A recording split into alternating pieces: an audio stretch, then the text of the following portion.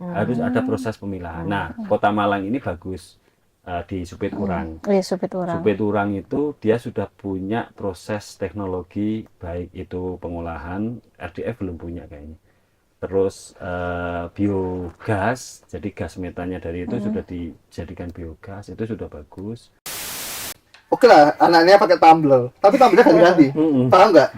Dapat ganti, supaya dilakukan gitu kan. Akhirnya jadi lifestyle gitu. Kalau sudah berubah jadi lifestyle, itu akhirnya jadi fashion, jadi tren. Nah, tren itu yang kadang agak apa ya, agak bahaya gitu loh. Ya kayak tadi, sebenarnya kita harus listing lagi fungsinya. Oh kayak gini, fungsi adalah membawa, bukan buat pamer misalnya gitu ya. Jadi tumbler tuh ya udah satu, bisa kayak punyanya Pak Udin gini. Ya udah gini, sampai segini ya udah dipakai. Halo Tribuners, jumpa lagi bersama saya Zahira Hilman dan rekan saya Septiana Eka dalam podcast Malang Live. Dalam rangka memperingati Hari Lingkungan Hidup Sedunia yang jatuh pada Kamis 5 Juni 2025, podcast kali ini kita mengajak narasumber dari Bumi Baik Indonesia untuk berbincang-bincang lebih tentang cegah polusi plastik untuk masa depan anak bangsa. Dan sekarang sudah hadir bersama kami Bapak, siapa ini boleh perkenalan dulu? Halo, saya Sarifudin Latif, biasanya dipanggil Udin, di Bumi Baik sebagai CEO dan juga di holding Cempaka Foundation sebagai ketua pengurus yayasan. Oke. Biasanya panggil Udin aja. Oh, panggil Mas Pak Udin. Iya. Oke. Oke, Silakan, ya.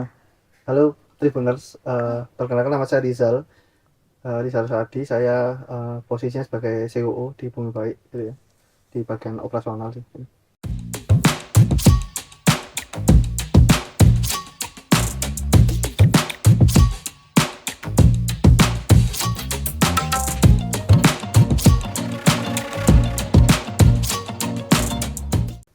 Oke, terima kasih Mas Udin dan Mas Rizal sudah hadir di studio Tribun Jatim Thank you, Network ya. Malang ini. Ya, terima kasih juga udah undang kami. Oke.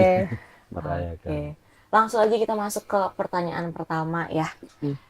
Pertanyaan pertama bisa secara singkat, Bumi Baik Indonesia ini sebenarnya apa gitu? Ya. Jelaskan. Jadi Bumi Baik Indonesia ini satu entitas startup teknologi, ya kita bisa menyebutnya di green tech karena memang teknologi yang kami kembangkan berbasis di platform aplikasi untuk memberikan edukasi kepada masyarakat secara umum tentang pentingnya menjaga lingkungan melalui pengurangan emisi karbon. Jadi kita tahu di dalam bumi kita ini sudah cukup banyak karbon yang negatif tentu saja, merusak dari penggunaan energi kita yang berlebih, kemudian penggunaan sampah-sampah, penghasil sampah karena sampah juga menghasilkan gas metan yang itu juga salah satu bentuk dari karbon, pencemaran kendaraan dan macam-macamnya sehingga menimbulkan pemanasan global. Nah, Bumi Baik ini hadir untuk mengedukasi dengan cara fitur kalkulator karbon. Jadi nanti mungkin Mas Rizal bagaimana sih cara penggunaannya, karena prinsipnya dengan kalkulator karbon kita secara individu itu bertanggung jawab tahu dengan penggunaan listrik kita, penggunaan LPG kita, penggunaan BBM kita itu berapa emisi karbon, berapa dosa kita terhadap bumi ini dengan sudah mencemari karbon itu. Nah, dengan mengetahui emisi karbon itu diharapkan kita bisa melakukan aksi nyata untuk bumi. Aksinya apa? Karbon salah satu bisa dihilangkan atau bisa diserap dengan penanaman pohon. Maka kita juga memfasilitasi melakukan kegiatan penanaman pohon, di mana pohon itu juga sudah kita dukung untuk melakukan monitoring secara jarak jauh. Jadi kalau kita mau menanam pohon misalkan di Jawa Barat begitu, kita tinggal di fitur namanya geotagging di Bumi Baik ini ada fitur geotagging. Jadi pohon yang tadinya kita harapkan bisa menyerap dosa karbon kita itu bisa tahu lokasinya di mana, terus pertumbuhannya bagaimana, sampai ke berapa karbon yang bisa diserap oleh pohon yang kita tanam itu. Gitu. Lewat geotagging tadi. Pakai geotagging itu. Jadi kami apa namanya startup yang ya baru 2 tahun ini, dan kemarin alhamdulillah kami baru mendapatkan juara terbaik 1 di lomba Innofamas, inovasi Pasuruan Maslahat di Kabupaten Pasuruan. Itu sebagai juara 1 untuk kategori teknologi, karena kami sangat inovasi di dalam melakukan kegiatan untuk mengurangi emisi karbon tadi itu. Gitu. Kalau untuk penanaman pohonnya tuh di wilayah mana aja, Mas? Kami tidak terbatas di tidak terbatas. mana, karena beberapa mitra yang saat ini kami kerjasama itu baik secara individu, komunitas maupun perusahaan. Yang paling banyak memang perusahaan-perusahaan. Jadi contohnya seperti PT Pertamina, kemudian Cargill Indonesia, kemudian ada lagi perusahaan rokok PT HM Sampurna. Sampai saat ini 20-an perusahaan lah begitu. Ada yang menanam di Pasuruan, ada yang menanam di Batu, ada yang menanam di Majalengka, sampai Sumatera juga. Jakarta juga ada ya. Gitu. Jadi kita juga bebas, karena yang menentukan biasanya adalah mitra perusahaan. Dia mau menanam di mana, kita bantu lakukan penanaman, kita hitungkan karbonnya dari pohonnya itu, kita lakukan tagging juga gitu. Oke, nah besok ini kan Kamis 5 Juni 2025 kan diperingati Hari Lingkungan Hidup Sedunia ya Mas ya. Nah kegiatan apa sih yang akan dilakukan oleh Bumi Baik Indonesia? Ya, monggo Mas. Ya kalau tadi terkait dengan kegiatan gitu ya. Nah kita di sini kan Bumi Baik ini juga ada holding tadi ya, mungkin jelasin tadi sama Pak Udin, bahwa ada juga di Cempaka Foundation gitu ya, yang mana itu juga part of dari konglomerasi kita gitu ya. Jadi di sini di Cempaka juga melakukan event ya terkait dengan beberapa sustainability event gitu ya, termasuk habis ini kan juga Idul Adha gitu ya. Jadi pasti akan ada kurban gitu. Tapi gimana kurban ini juga quote unquote adalah sustainable gitu, sustainability, ada greennya juga gitu kan. Misal kalau di partnya kita juga ada FNB gitu kan di Hutan Cempaka, itu juga mengusung ya tema adalah sustainability juga. Jadi gimana pengurangan terkait dengan sampah-sampah plastik gitu ya gitu. Jadi kalau teman-teman mungkin ke sana minum di sana itu pasti udah pakai gelas gitu, misal gitu ya. Terus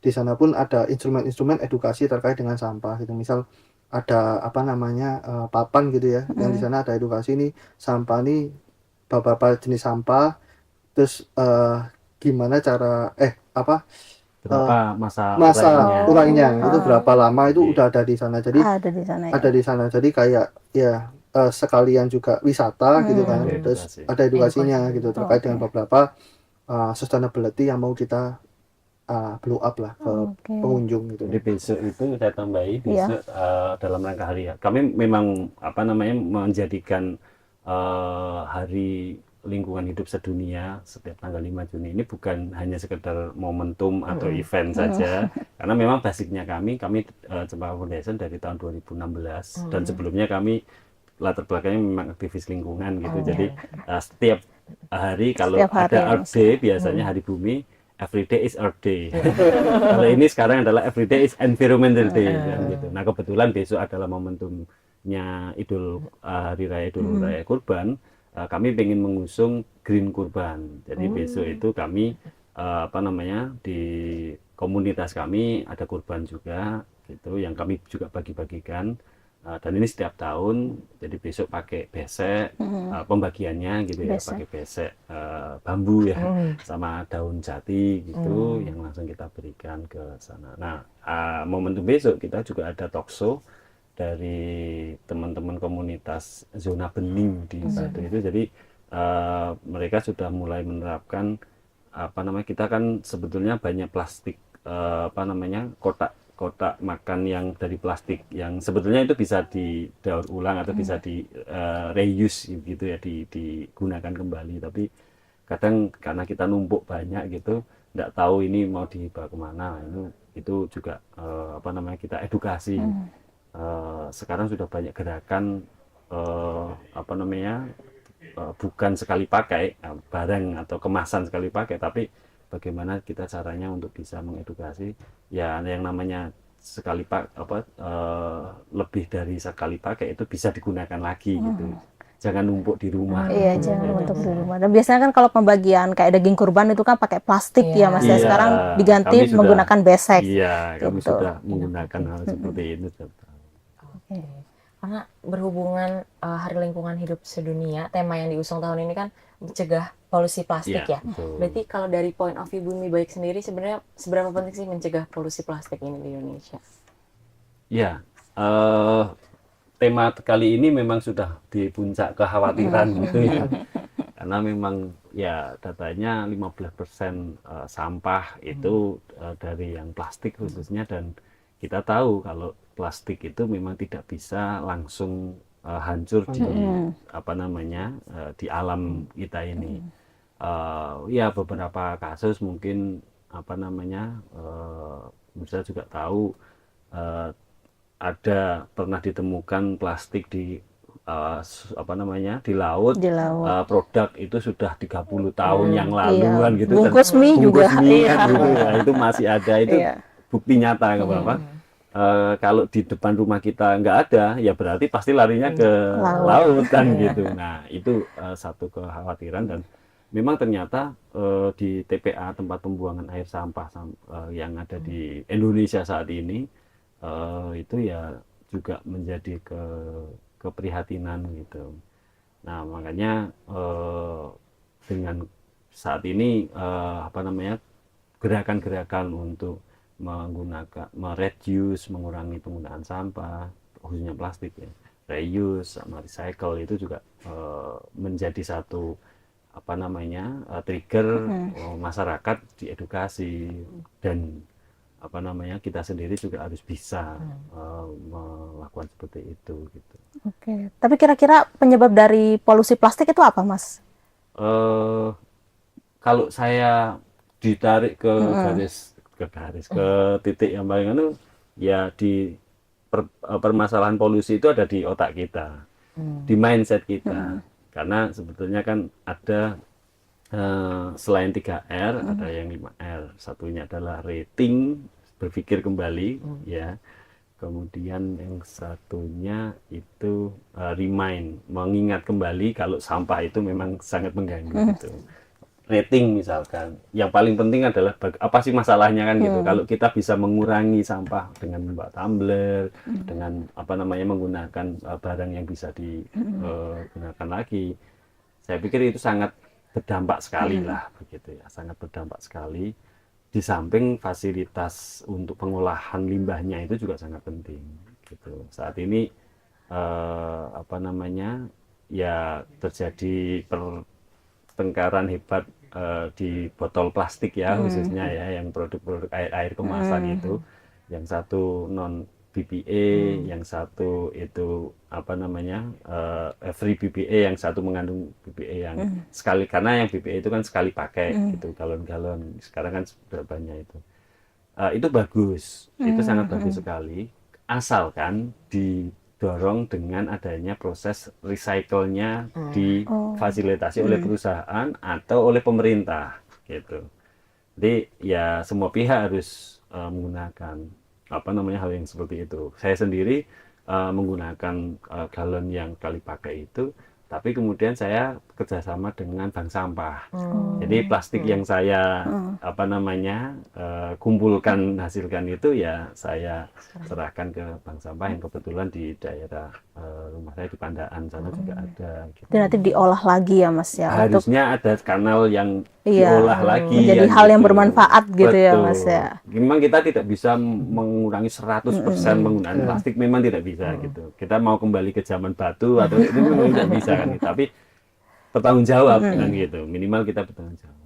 Oke, bertanggung jawab untuk alam sekitar kita. Betul. Nah, kalau kita baca data dari Kementerian Lingkungan Hidup dan Kehutanan yang nunjukin bahwa Indonesia ini kan menghasilkan sekitar 64 juta ton sampah per tahun yang tadi udah disebutin juga 15% diantaranya adalah sampah plastik. Nah, kalau dari Bumi Baik sendiri sebenarnya ada nggak ajakan-ajakan contoh nyata untuk mencegah polusi plastik di lingkungan sekitar? Oke, kalau di lingkungan sekitar kan kita selain platform kita bergerak dengan teknologi ya. Jadi salah satu di apps kita kan juga ada news gitu ya, news update terkait dengan isu-isu lingkungan gitu. Nah kita sudah juga dorong gitu bahwa ya tadi part rating memikirkan ulang itu kan juga kita akselerasi dengan memberikan edukasi gitu ya. Nah salah satunya mungkin kayak tadi plastik, kita juga edukasi bahwa kalau plastik tuh bukan ekologi alam aja yang akan hancur, tapi kan juga bocor di laut.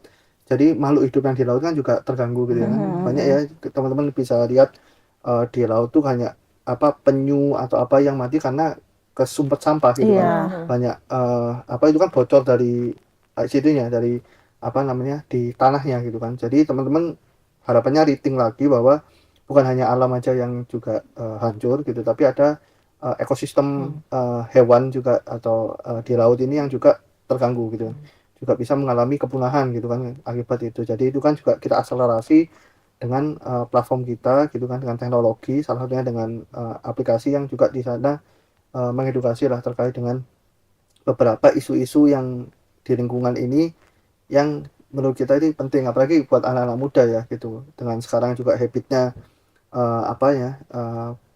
banyak beli juga fast shopping gitu ya.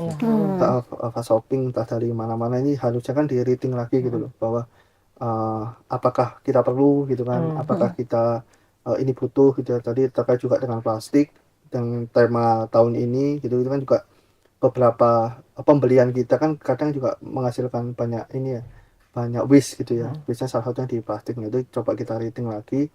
Kita bantu dengan beberapa mungkin studi atau jurnal atau data yang kita temukan, kemudian kita edukasi melalui platform-platform atau kanal-kanal yang udah kita create, satunya di aplikasi ataupun di sosial media gitu sih. Itu dari mungkin salah satu part kita yang juga kita pengen tackle lah gitu ke anak-anak muda gitu. Ya, kembali lagi juga bahwa Bumi Baik ini kan memang di Green Tech. Saat ini kami karena memang masih baru lah ya, kita fokusnya memang di menghitung emisi karbon yang dihasilkan dari penggunaan energi BBM kita. Nah, kami sebetulnya juga sudah merencanakan, sedang ada dalam perencanaannya itu menghitung emisi karbonnya kita itu dari penggunaan sampah plastik, karena sampah plastik itu juga menghasilkan sampah totali. Jadi tinggal kemudian dipilih sampah organik, itu juga menghasilkan gas metan. Sampah plastik ini juga menghasilkan bekas atau juga mungkin dalam produksinya itu biasanya ada hitungannya berapa karbon yang dihasilkan untuk menghasilkan satu botol plastik misalkan itu. Nah itu kami akan mengembangkan ke sana sehingga sekali lagi diedukasi, kepingin ada tanggung jawab gitu. Jadi tinggal memasukkan berapa sih sampahnya yang dihasilkan kan gitu, sehingga tahu. Itu sudah direncanakan apa masih direalisasikan? Rencana. Rencana. Jadi, ya. Kira-kira kapan, Mas? Nah, kalau kalkulator karbonnya sih udah ready ya. Kalkulator karbonnya kita di tag itu sudah bisa diakses mungkin di website atau di aplikasi.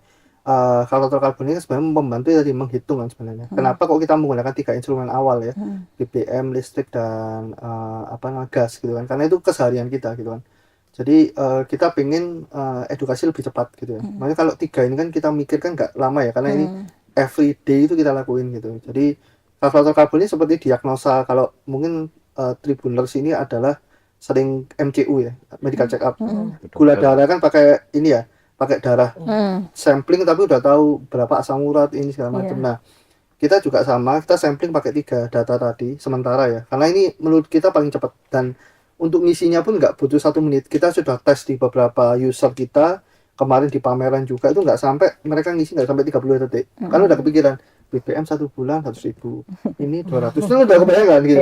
Nah tinggal nanti part of yang tadi waste kita tambahkan, karena itu pasti butuh analisa atau data, oh ya aku berapa ya, ini butuh waktu kan gitu. Jadi kenapa kita 3 ini dulu, karena ini nggak butuh waktu lama. Kemudian kita calculate, itu kita udah pakai teknologi artificial intelligence gitu. Kita bareng sama OpenAI waktu itu, kita create yang by OpenAI. Jadi tinggal dianalisa kayak gula darah, langsung nggak sampai 10 detik udah keluar tuh resultnya. Oh ini berapa, gimana cara menggunakan. Mungkin tuh boleh bilang nyoba ya di bumibaik.com, di kalkulator, ngisi aja, itu gratis kok. Ngisi aja, calculate, itu udah keluar, itu bisa di print. Gitu. Jadi kayak apa namanya, diagnosa dokter. Memang kita samplingnya belajarnya emang dari kedokteran gitu ya. Gimana mereka menganalisa gula darah. Kan gula darah kita langsung ke print kayak ini ya. Kita juga sama kayak gitu. Nanti ngeprint, oh dari karbon listrik sekian, dari karbon ini total sekian, terus kita ngasih cara ini kalau dengan total sekian kilo atau ton, berapa sih pohonnya harus aku tanam selama setahun. Itu udah ada 30 pohon. Terus di bawahnya ada tips untuk mengurangi emisi karbon gitu kan. Dengan ini. Nah, itu sudah kita adaptasi menggunakan teknologi itu dengan artificial intelligence, kita embed di situ. Jadi masalah edukasinya juga udah kita ingin tackle gitu. Terus kemudian kan kalau goalsnya kita juga salah satunya adalah dari kegiatan ini khususnya di plastik gitu kan, kita bisa juga melakukan edukasi ke mungkin pemerintahan atau mungkin ke pemangku kebijakan supaya mungkin Tribuners atau mbak-mbak di sini juga pernah ke DKI kan, Jakarta. Kalau ke minimarket nggak ada plastik. Nah itu kan karena diprovok ada satu trigger regulasi dari beberapa yang mungkin ngasih masukan lah terkait dengan how to mengurangi sampah gitu. Nah ini kan harapannya hal-hal positif seperti itu kan bisa diadapt di semua daerah lah. Misal di Jawa dulu lah gitu. Jadi kebijakan-kebijakan yang menurut kita baik gitu kan harapannya bisa diaplikasikan gitu. Jadi itu sih mungkin ya kalau terkait yang. Jadi kalau mungkin Tribuners di Jakarta ya, yang mungkin belum pernah ke sana gitu ya. Jadi di sana tuh kalau ke minimarket nggak bawa kresek atau nggak bawa tas sendiri, tidak menyediakan gitu kan. Jadi bawa di tangan gitu kan gitu. Nah gitu. Tapi gak hanya di Jakarta aja, tapi kayak di pada toko-toko baju juga. Oh iya, gitu ya. Nah, kan itu udah regulasi yang menurut kita bagus. Dan itu pasti itu kan ada satu pemicunya lah dari mungkin nggak tahu dari aktivis atau apa yang melakukan audiensi atau masukan lah ke, dan mereka open untuk melakukan itu karena untuk sustainability, kebaikan bersama. Oke, tapi Bumi Baik ini pernah melakukan kerjasama dengan pemerintah nggak, Mas, untuk mencegah polusi plastik atau mengurangi sampah plastik itu sendiri? Kalau dari Bumi Baiknya, memang belum fokus hanya ke sampah plastik ya. Tetapi sebagai dunia kami di Cempaka Foundation, kami dari tahun 2021 itu ada kegiatan atau aktivitas program untuk pendampingan di masyarakat di sebuah desa di kawasan Pandaan, dan ada juga dukungan dari pemerintah. Ada kelompok swadaya masyarakat dan bank sampah yang memang kita dorong untuk bisa mengelola sampah berbasis masyarakat itu. Mereka mulai dari rumah tangga, jadi melakukan pemilahan sampah itu yang paling penting. Jadi program itu sendiri ujungnya adalah nanti pada pemanfaatan kembali sampah, baik itu yang organik maupun yang anorganik. Jadi kalau organik ada yang dijadikan sebagai kompos, pupuk kompos, ada yang dijadikan sebagai bahan makan maggot untuk BSF ya, Black Soldier Flies itu bisa dikasihkan ke ternak gitu.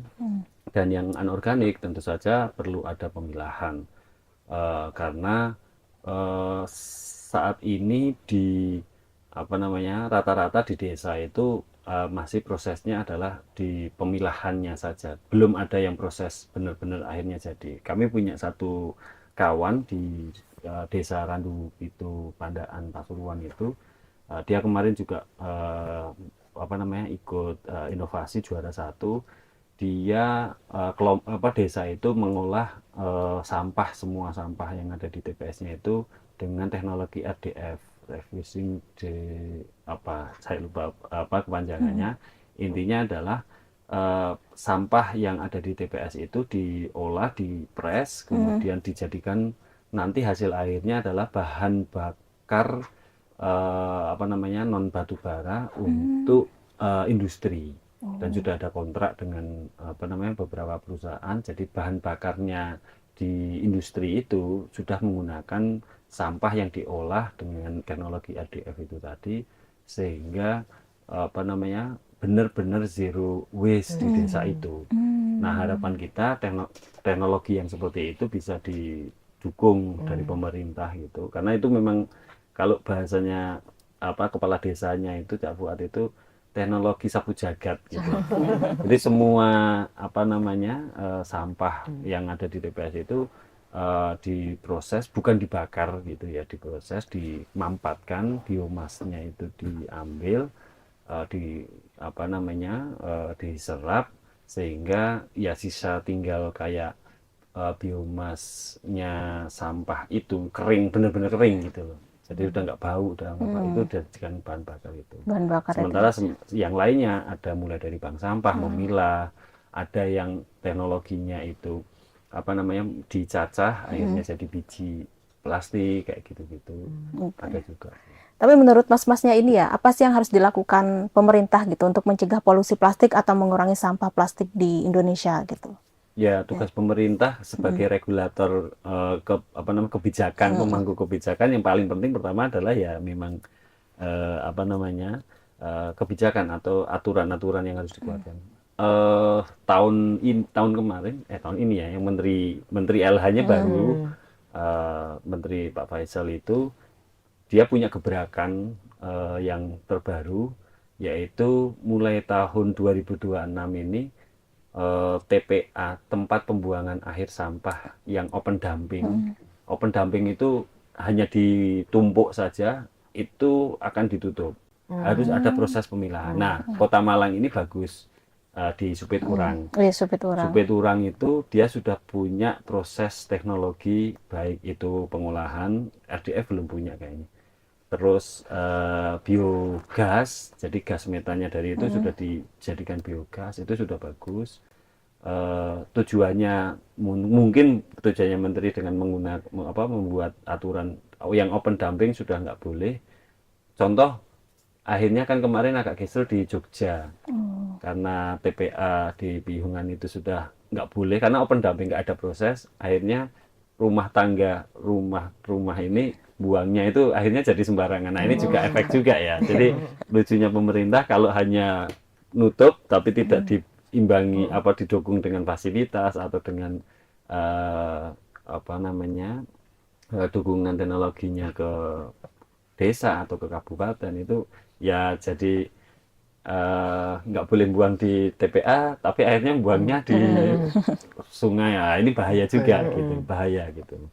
Itu sih yang regulasi dan juga tentu fasilitasi kalau dari pemerintah. Karena kalau edukasi, insya Allah beberapa komunitas yang punya pedulian gerakan terhadap sampah ini sudah mulai banyak. Kami punya teman Ekotun di Surabaya itu, dia bahkan sampai fokusnya sekarang ke mikroplastik, bukan lagi ke plastik. Jadi gerakan tema kampanyenya itu mikroplastik ini sudah seperti makanan kita sehari. Karena apa? Mikroplastik, plastik yang kita buang ke sungai itu kan akan hancur, Tetapi yang hancur itu sebenarnya mikroplastiknya. Nah, itu yang bisa diserap oleh tubuh kita dan akhirnya menjadi pemicu penyakit di dalam tubuh kita. Yang bahaya mikroplastiknya, bukan lagi itu plastik yang ketok gitu. Itu gerakan yang seperti itu sudah cukup banyak. Tinggal regulasi sama fasilitasi dari pemerintah gitu. Ya, karena tadi ada dampak nyata dari mikroplastiknya itu kan bisa kita konsumsi gitu ya. Betul, itu. Nah, kalau boleh diceritain nggak nih Mas?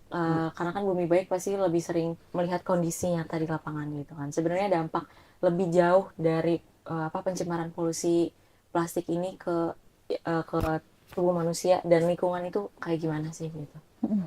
Ya, tadi salah satunya hal yang paling spesifik dan saat ini mengena banget itu mikroplastik.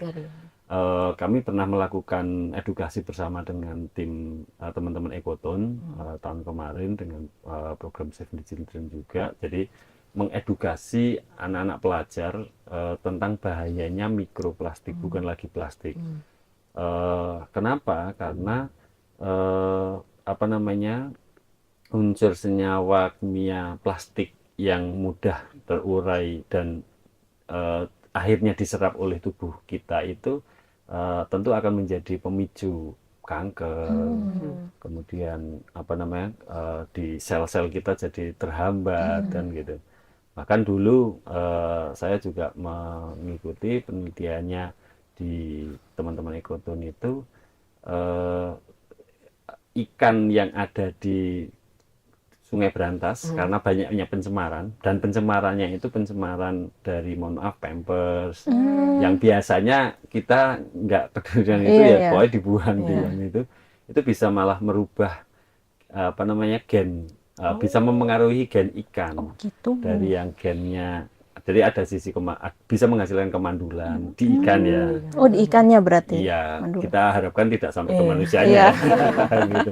Jadi ikan itu juga apa namanya, akhirnya dampaknya ya ke ekosistem yang ada di sungai kan gitu. Mandulan, ada yang apa namanya, di dalam genetik ikannya itu ada perubahan tentu saja, karena plastik itu ya, mikroplastik ya makanan sehari-harinya si ikan yang ada di sungai, bahkan di laut itu yang sangat berbahaya gitu. Oke, berarti sangat berpengaruh ya Mas ya. Sangat banget. Bisa menyebabkan ikan mandul seperti itu. Kalau di kehidupan laut Mas, kira-kira ada pengaruhnya nggak sih Mas polusi plastik itu untuk kehidupan laut? Tadi kan itu kan di air. Saja kan ekosistem apa namanya, perairan itu kan dimulai dari laut, dari sungai ya kan, sampai ke laut kan ujungnya. Bahkan laut itu kan sudah dianggap seperti apa namanya, tempat pembuangan akhir sampah terakhir yang itu sangat berbahaya sekali. Dan baik itu apa namanya, fisik plastiknya maupun mikroplastiknya pasti akan sangat berpengaruh.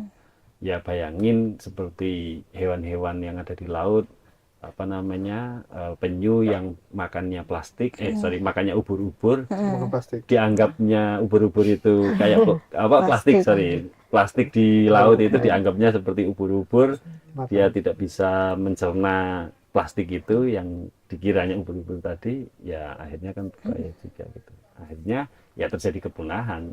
Nah, ngomong ekosistem ya, plastik ini bisa menjadi pintu masuk kita menuju kepunahan di ekosistem laut itu. Ya, bukan hanya laut, nantinya kita harapkan manusia sudah tercemar mikroplastik itu juga nggak punah ya. Harapannya begitu. Tapi ya kalau tidak dihentikan, semakin banyak mikroplastik yang kita konsumsi, ya apa namanya, kita menuju kepunahan juga nanti akhirnya. Berarti kita harus stop membuang sampah sembarangan ke sungai ya Mas ya. Karena sungai itu kan nanti alirannya ke laut. Ini kalau boleh sedikit cerita ya Mas, kan tahun lalu itu saya ikut KKN. Saya ditempatin di bagian Malang Selatan, di salah satu desanya, dan selama 1 bulan itu saya jadi ngelihat bagaimana orang desanya itu cara mengolah sampahnya, dan emang ternyata langsung dibuang ke sungai gitu. Dan itu tuh wah, baru tahu karena ternyata emang TPA-nya pun nggak berfungsi sejak COVID gitu. Nah, kalau gitu sebenarnya berapa lama sih sampah itu bisa terurai di laut gitu? Iya. Tergantung dari jenisnya ya.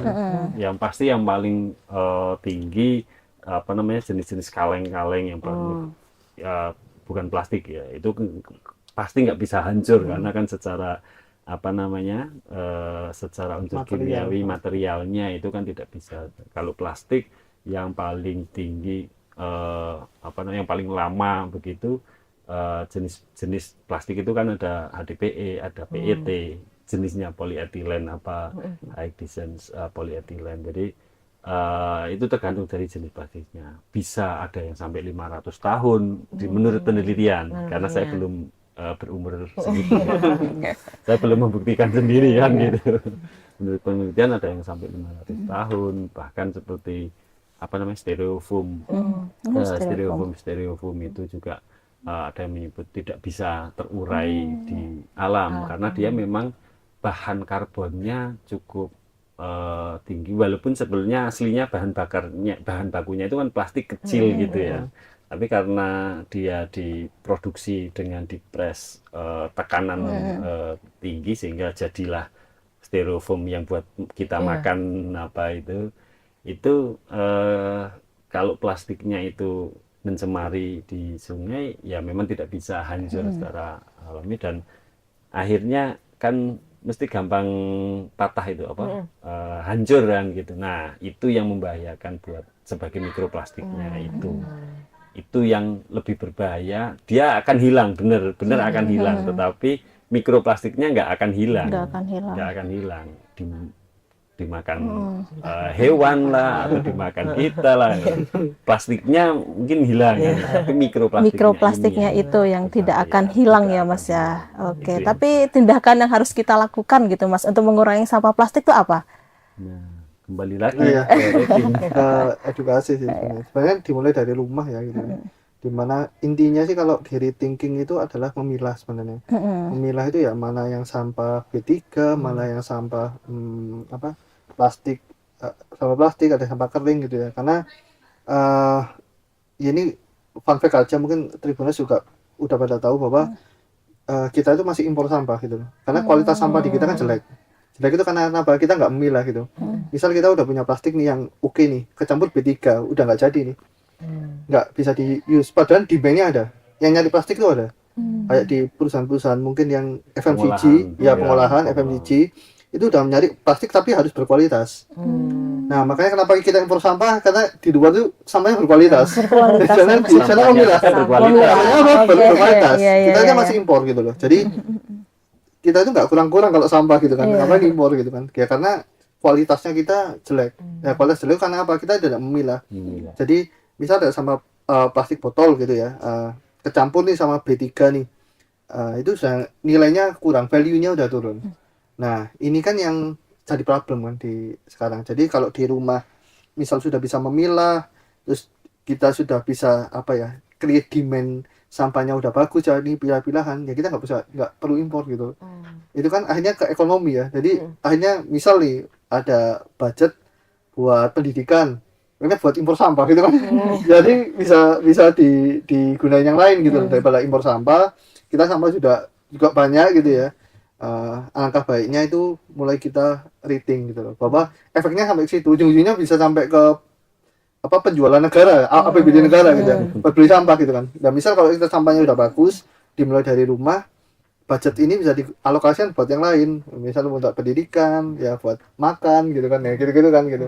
Jadi banyak lah. Jadi mungkin Tribuners bisa dari sini ke open lah gitu. Oh iya, ternyata ujung-ujungnya bisa kayak gitu ya. Jadi kalau kita ternyata dengan tindakan kecil dengan memilah itu efeknya itu bisa sampai ke penghematan APBD misal gitu kan. Jadi kita nggak perlu impor sampah, dana APBD bisa digunakan untuk yang lebih penting, bisa ke pendidikan atau ke peningkatan sosial gitu-gitu bisa digunakan itu.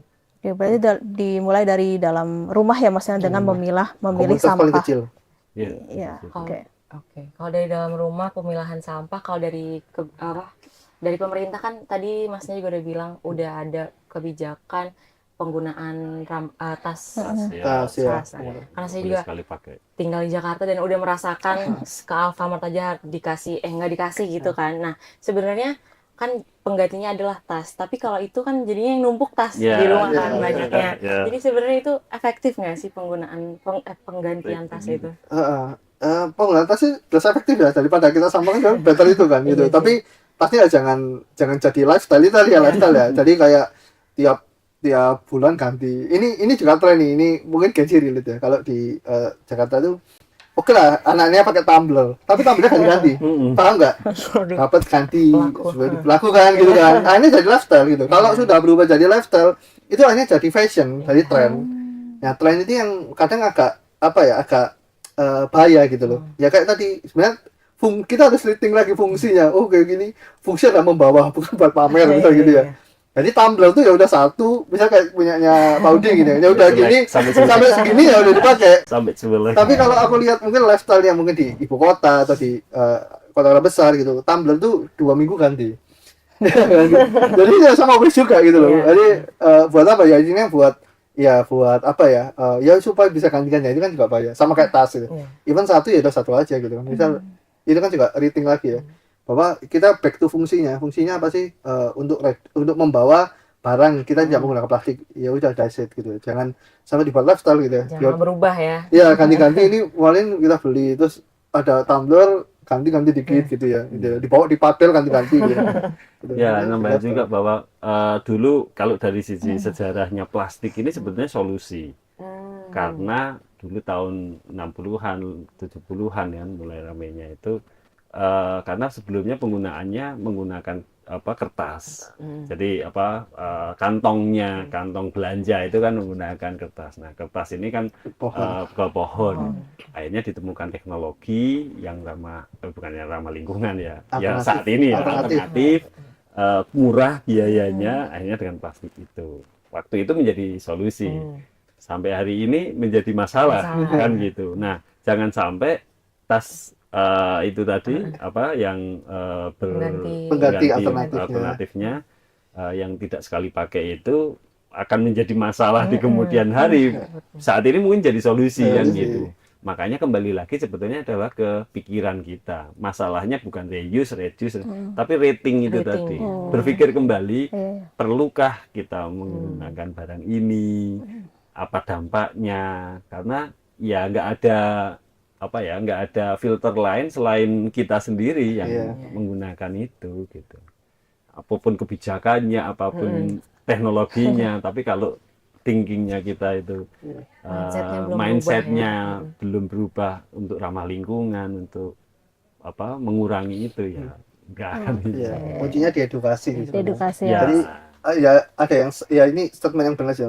All problem sebenarnya masalahnya dari edukasi sebenarnya ya. Jadi dari apapun ya masalah ini tadi sampah, ekonomi segala macam itu pasti dari education. Mindset tadi kan dari education.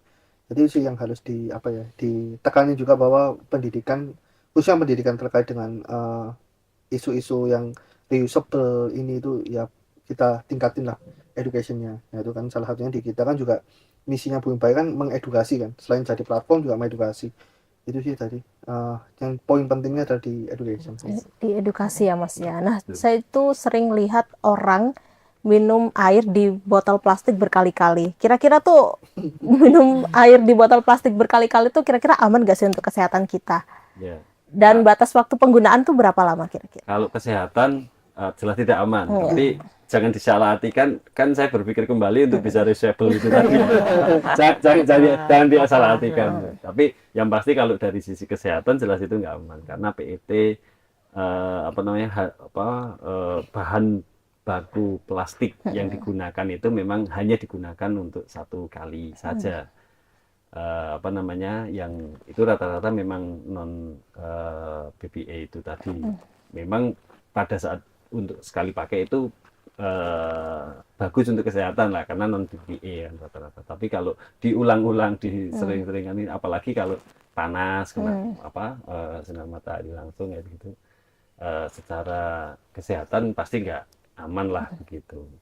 Nah, masalahnya memang ya itu pilihannya kita ya mau digunakan kembali atau tidak atas dasar kesehatan atau atas dasar biar katanya reusable kan gitu-gitu ya.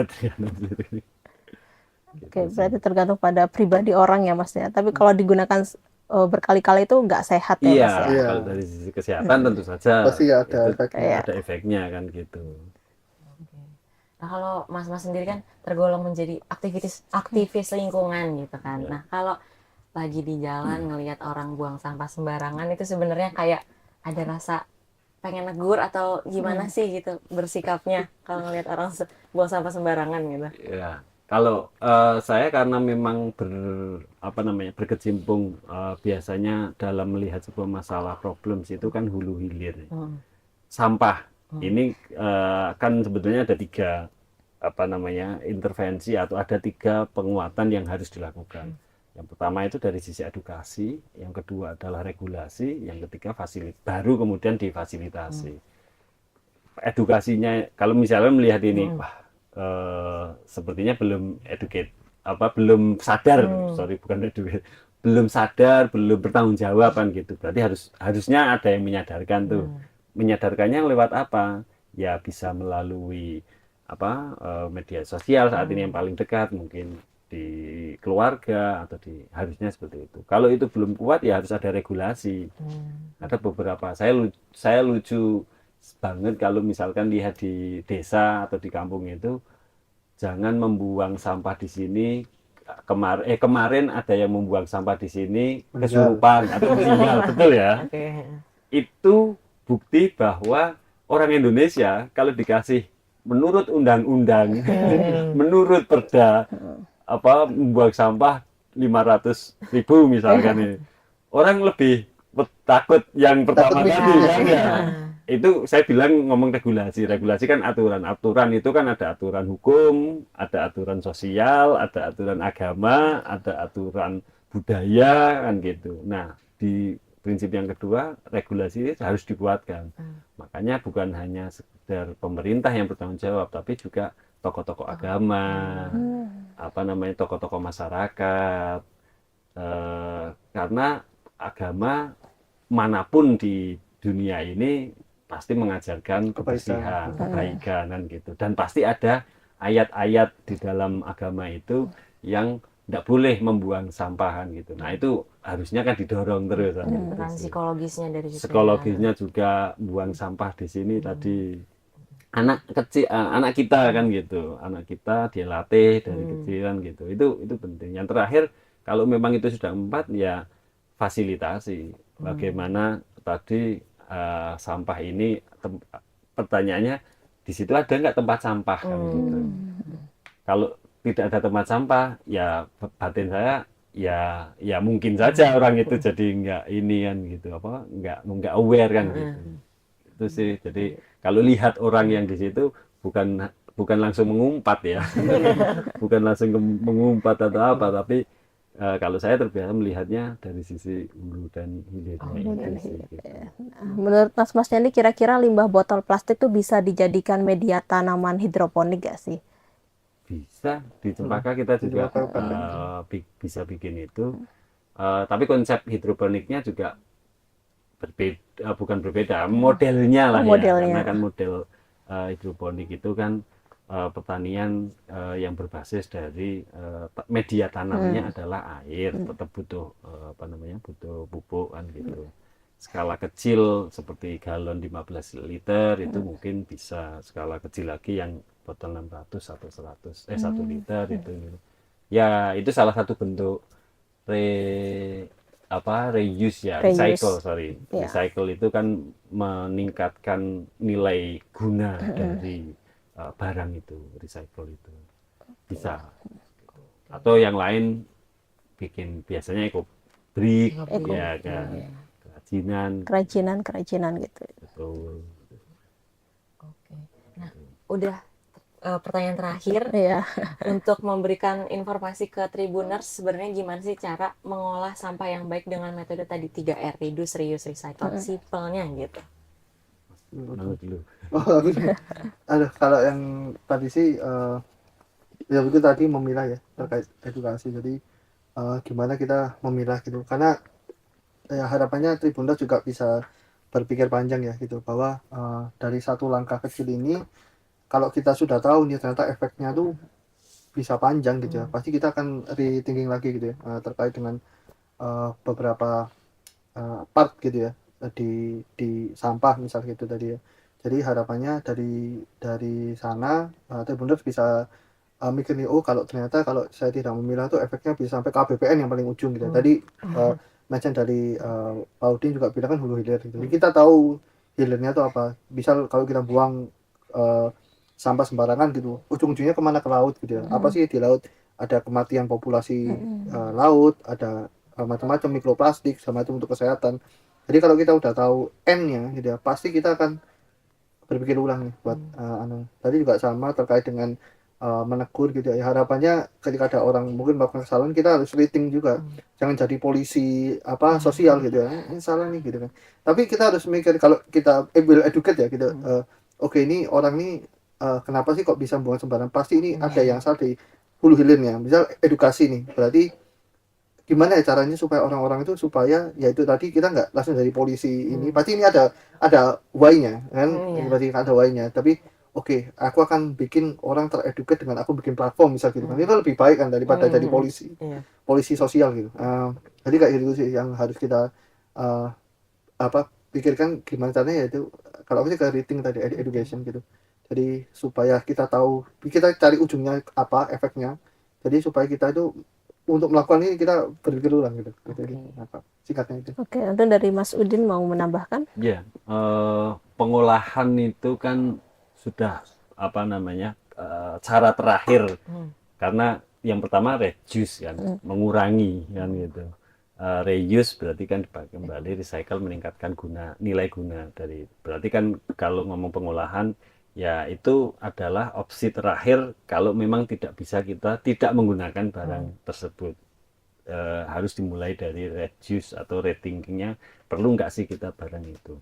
Kalau pertanyaannya adalah bagaimana untuk pengolahan, ya saya pikir kalau memang tidak bisa dilakukan sendiri, saat ini insya Allah banyak sekali kok gerakan-gerakan, komunitas-komunitas atau bank sampah di desa. Saya kurang tahu kalau di Malang ini gerakan untuk membuat bank sampah juga cukup besar gitu, komunitas-komunitas untuk mengolah.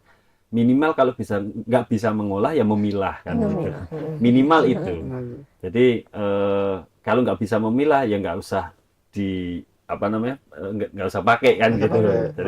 Jadi banyak pilihan sebelum ke pengolahan itu, ya dipilah. Kalau dipilah, apa yang bisa kita lakukan ya kita serahkan ke bank sampah, atau memang langsung ke, biasanya ada pengepul-pengepul. Saya tertarik dengan bukan gerakan, dulu kan sebelum ada bank sampah itu kan ada, sampai sekarang sih ya, orang yang mengganti sampah rombengan itu loh, apa ya bahasanya, pemulung. Bukan pemulung, rombengan yang naik sepeda motor atau apa, itu kan sebetulnya kan ujung tombak kita untuk mengambil sampah yang ada kayak nilainya. ada gelas gitu, ngambil gelas plastik kan kayak gitu. Jadi mungkin diberikan ke sana atau dijual kan gitu. Yang penting kita tanggung jawab dengan sampah yang kita hasilkan. Kita kalau bisa itu memilah, kalau lebih bisa lagi mengolah kan gitu. Tapi kalau nggak bisa mengolah ya kita harus mulai dari memilah dulu. Berarti harus dari dalam diri kita sendiri dulu ya Mas ya. Gitu sih. Oke, baik Mas Udin, Mas Rizal, ini sudah 30 menit lebih kita berbincang tentang cegah polusi plastik untuk memperingati Hari Lingkungan Hidup Sedunia ya Zahira ya. Oke Tribuners, sampai di sini dulu perjumpaan saya kali ini. Saya Septiana Eka dan rekan saya Zahira Hilman, serta Mas Udin dan Mas Rizal. Pamit undur diri dan sampai jumpa kembali lagi dalam podcast Malang Live episode berikutnya. Dadah. Download Tribun X sekarang, menghadirkan lokal menjadi Indonesia.